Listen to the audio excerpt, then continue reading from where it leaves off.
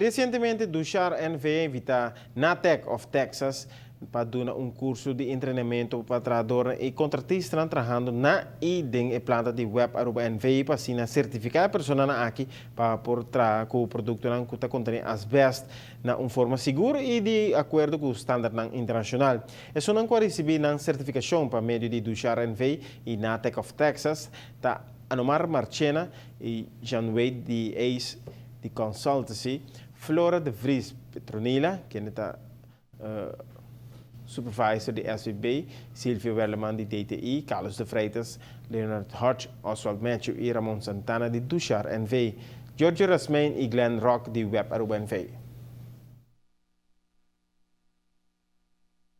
O que é certificado para nossa companhia tem um valor, para motivo de valer, nós temos a única companhia que pode trabalhar, que tem autorização para trabalhar de valer, então na Aruba, no setor industrial, nós sabemos que a nossa tem certificação aqui, dor que nós cumpre com liability insurance, pollution insurance e também com EPA standard. É uma certificação internacional. Corretamente. Dus EPA é Environmental Protection Agency de América, anto OSHA é standard de governo americano que nós seguimos. Dus esse é o nível de certificação.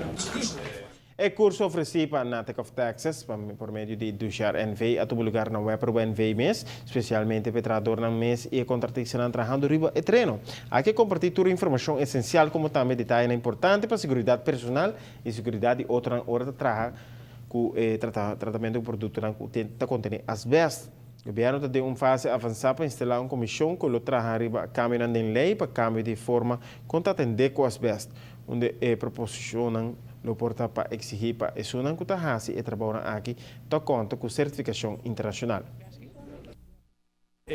Problemática de asbesto que cada vez vira nosso pueblo vira mais consciente de ele seguro tem nós não por mais conepe e a mim seguro não como especialista de pulmão então se tinha a ver com o trabalho anterior também para me reparar-se que nos falta para rejuvenescer nos leina aparentemente nos leina não está suficiente bom para atender problema de asbesto então é uma tarefa na Colômbia me sei de dois também que nós não temos uma boa inventarização de problema com grande está na Aruba e uma tour está e com sério é problema está. Só temos por ter medo de algo significa que verdade risco grande. Então nós quer bailar uma plataforma de asbesto para Aruba.